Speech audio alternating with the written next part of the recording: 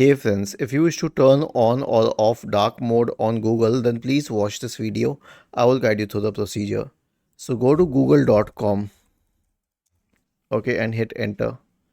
And then click on settings at the bottom right corner.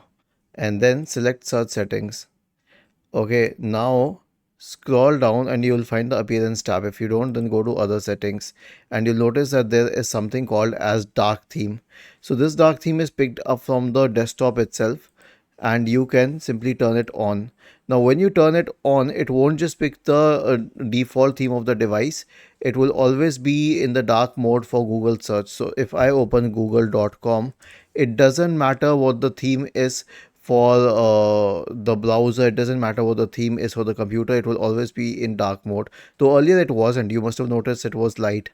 Was this helpful? If yes, then please subscribe to the channel.